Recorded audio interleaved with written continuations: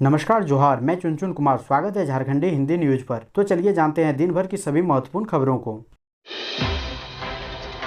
आज की पहली और बड़ी खबर की बात करें तो अब पोस्ट ऑफिस से जारी होंगे पैन कार्ड और डीएल। आमजन को परेशानियों से मिलेगी मुक्ति। प्रधान डाकघर में कॉमन सर्विस सेंटर की सुविधाएं शुरू की गई है। अब धनबाद जिले के लोगों को DL, pan card, ration card आदि बनवाने के लिए अब अलग अलग जगहों पर जाने की जरूरत नहीं है। अब आप इन सब के लिए पोस्ट ऑफिस में ही आवेदन कर सकते हैं। केंद्र सरकार ने post office common service centre की शुरुआत की है ताकि लोगों को आसानी से सुविधा मिल सके। यहाँ तक कि पैन कार्ड, आधार कार्ड, जन्म मृत्यु प्रमाण पत्र, आय व जाति प्रमाण पत्र, प्रधानमंत्री फसल बीमा योजना, मजदूरों का पंजीकरण से लेकर अन्य तमाम सेवाओं का लाभ ले सकेंगे। इसके लिए निर्धारित शुल्क रहेगा। अधिकारियों का कहना है कि जल्द ही जिले में अन्य डाकघर शाखाओं में भी यह सुविधा शुरू की जाएगी। कुछ सेवा लागू है और कुछ होने वाली है। कोरोना के कारण यह सेवा धीमी हुई है, लेकिन ग्राहकों का आवागमन को देखते हुए जल्दी सेवा प्रारंभ की जाएगी।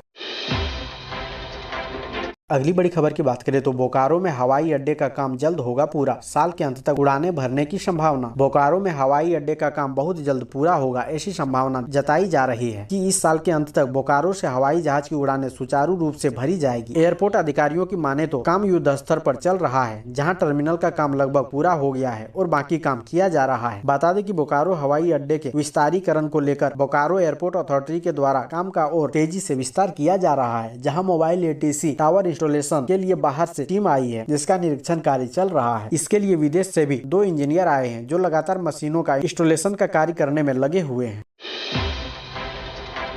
अगली बड़ी खबर की बात करें तो गुमला जिले में 3 हादसे में 3 लोगों की हुई मौत। गुमला जिले के 3 अलग अलग स्थानों में हुए सड़क हादसे में 3 लोगों की मौत हो गई। सीसी प्रखंड में शराब के नशे में सड़क से गुजर रहे अधेड़ की गाड़ी ने कुचल दिया, जिससे उसकी मौत हो गई। पालकोट में खेत से अपने घर जा रही महिला किसान की भी गाड़ी से कुचलने से जान चली गई। गुमला में ट्रैक्टर चालक को अज्ञात गाड़ी ने धक्का मार दिया, जिससे उसकी जान चली गई। पुलिस ने तीनों शवों को कब्जे में लेकर पोस्टमार्टम कराया और शव को उनके परिजनों को सौंप दिया।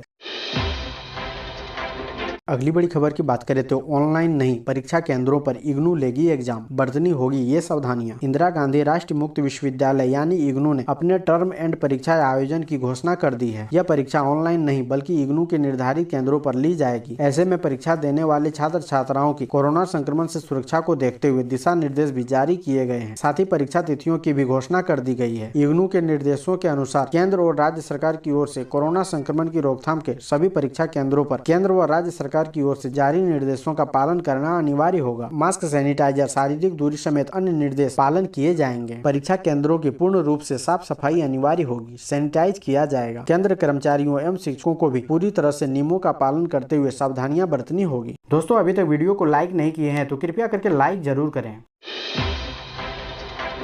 अगली बड़ी खबर की बात करें तो एयरपोर्ट पर राज्यपाल व मुख्यमंत्री के बीच दिखी जबरदस्त गर्मजोशी। नमस्कार हेमंत जी कहने पर जानिए सीएम ने क्या कहा। मंगलवार शाम रांची पहुंचे झारखंड के नवनियुक्त राज्यपाल रमेश बैस और मुख्यमंत्री हेमंत सोरेन के बीच जबरदस्त गर्मजोशी दिखी। रांची एयरपोर्ट पर मुख्यमंत्री हेमंत सोरेन ने उनकी अगवानी की। हेमंत सोरेन जैसे ही प्रोटोकॉल तोड़कर उनके स्वागत के लिए आगे बढ़े, रमेश बैस ने कहा, नमस्कार हेमंत जी, आपके प्रदेश में आया हूँ। मुख्यमंत्री ने भी गर्मजोशी से उनका स्वागत करते हुए कहा, आपका स्वागत है सर, झारखंड में आपको बहुत अच्छा लगेगा। इसके बाद मुख्यमंत्री ने वहां मौजूद मंत्रिमंडल के अन्य सहयोगियों से उनका परिचय कराया। इससे पहले मुख्यमंत्री ने नवनियुक्त राज्यपाल को पुष्प गुच्छ देकर स्वागत किया। सभी मंत्रियों ने भी राज्यपाल को पुष्प भेंट किए। इसके बाद मुख्य सचिव सुखदेव सिंह ने अन्य पदाधिकारियों से उनका परिचय करवाया। एयरपोर्ट पर ही नवनियुक्त राज्यपाल को गार्ड ऑफ ऑनर दिया गया। वहाँ से राज्यपाल सीधे राजभवन पहुँच गए। अगली बड़ी खबर की बात करें तो सुरक्षा बलों के लिए नक्सलियों ने जंगल में बिछा रखा है आईईडी बम। जंगलों में ग्रामीणों के प्रवेश पर रोक जारी। भाकपा माओवादियों के मंसूबे ठीक नहीं है। सुरक्षा बलों को निशाना बनाने के लिए जंगलों में बम बिछाकर छोड़ दिया गया है। नक्सलियों के इस जाल में सुरक्षा बल फंस रहे हैं, यहाँ तक कि ग्रामीणों की जान भी खतरा में है। भाकपा माओवादियों ने किस जंगल में कहाँ आईईडी बम बिछा रखा है, इसकी जानकारी ग्रामीणों को नहीं है। पुलिस को भी कोई खुफिया जानकारी नहीं है, इसलिए सुरक्षा बल जंगल में घुस रहे हैं तो आईईडी बम की चपेट में आ रहे हैं। हालांकि हाल के दिनों में सर्च ऑपरेशन के दौरान सुरक्षा बलों ने 1 दर्जन आईईडी बम बरामद कर निष्क्रिय किया है, परंतु कुछ ऐसे जंगल भी हैं जहां पुलिस को बम खोजने में दिक्कत हो रही है। अगली बड़ी खबर की बात करें तो पूर्वी सिंहभूम जिले में मिले फिर 4 कोरोना पॉजिटिव, 3,947 लोगों की हुई जांच। पूर्वी सिंहभूम जिले में मंगलवार को कुल 3,947 लोगों की जांच हुई। इसमें 4 संक्रमित मरीज मिले हैं। इसमें 3 कदमा व 1 साकची के मरीज हैं। जिले में मरीजों की संख्या बढ़कर 51,701 हो गई है। वहीं मंगलवार को कोरोना से एक भी मरीज की मौत नहीं हुई। जिले में अभी तक कुल 1054 लोगों की मौत हो चुकी है। पूर्वी सिंहभूम जिले के विभिन्न प्रखंडों से मंगलवार को कुल 4,920 लोगों का नमूना लेकर जाँच के लिए MGM मेडिकल कॉलेज भेजा गया। रिपोर्ट शुक्रवार तक आने की उम्मीद है। जिले में अभी तक कुल 11,49,833 लोगों का नमूना लिया जा चुका है।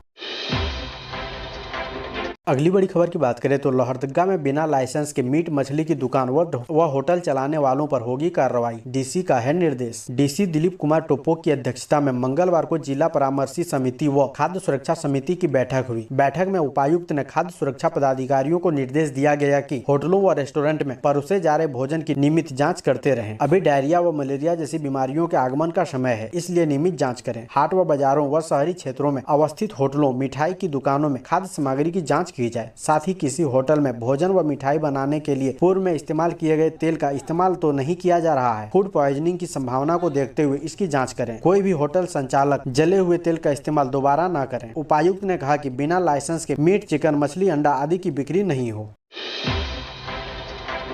अगली बड़ी खबर की बात करें तो फीस नहीं मिलने के कारण बंद हुई धनबाद के 200 स्कूलों की ऑनलाइन क्लास। कोरोना महामारी का असर देश और अर्थव्यवस्था पर बुरी तरह से पड़ रहा है। कोरोना महामारी की वजह से लॉकडाउन ने कईयों को बेरोजगार कर दिया है। अब झारखंड के धनबाद जिले में 200 से अधिक गैर मान्यता प्राप्त स्कूलों ने फीस नहीं मिलने पर ऑनलाइन पढ़ाई बंद करने के लिए बाध्य होना पड़ा है। स्कूलों ने फंड नहीं होने के कारण ये शिक्षकों का वेतन नहीं दे पा रहे हैं। झारखंड प्राइवेट स्कूल एसोसिएशन के जिला संयोजक सुधांशु शेखर ने कहा कि कोरोना के कारण निश्चित रूप से गैर मान्यता प्राप्त स्कूलों की स्थिति बेहतर नहीं है। कोरोना के कारण काफी संख्या में स्कूल बंद हो गए हैं। जिले के 200 से अधिक स्कूलों ने अभिभावकों से मासिक फीस नहीं मिलने के कारण ऑनलाइन पढ़ाई बंद कर दी।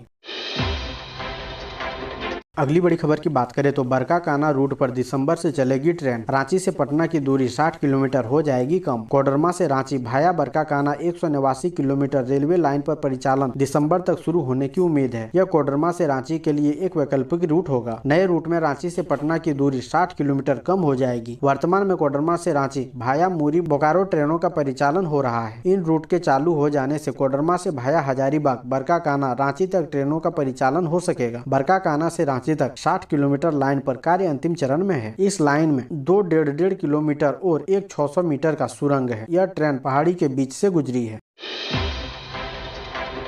अगली बड़ी खबर की बात करें तो हिनू में दिन दहाड़े जमीन कारोबारी की गोली मारकर हत्या। रांची में एक जमीन कारोबारी की गोली मारकर हत्या कर दी गई है। डोरंडा थाना क्षेत्र के हिनू में बुधवार लगभग 11:30 बजे एक युवक को गोली मारी गई। घटना में युवक गंभीर रूप से घायल हो गया। उसे इलाज के लिए रिम्स भेजा गया, लेकिन रास्ते में ही उसकी मौत हो गई। बताया जा रहा है कि बाइक सवार 2 अपराधियों ने घटना को अंजाम दिया है। घटना की सूचना मिलने के बाद डोरंडा थाने की पुलिस मौके पर पहुंची। अपराधियों को पकड़ने के लिए शहर के सभी एग्जिट पॉइंट पर चेकिंग चलाई जा रही है। गोलीबारी से घायल युवक का नाम मोहम्मद अल्ताफ है। वह डोरंडा का रहने वाला बताया जा रहा है। अल्ताफ जमीन कारोबारी है। अपराधियों ने 4 से 5 राउंड गोली चलाई। रिम्स ले जाने के क्रम में अल्ताफ की मौत हो गई। बताया गया कि अल्ताफ कार से कहीं जा रहा था। वह खुद ड्राइविंग सीट पर बैठा था। इसी दौरान बाइक सवार अपराधियों ने उन पर दनादन 5 गोली चला दी।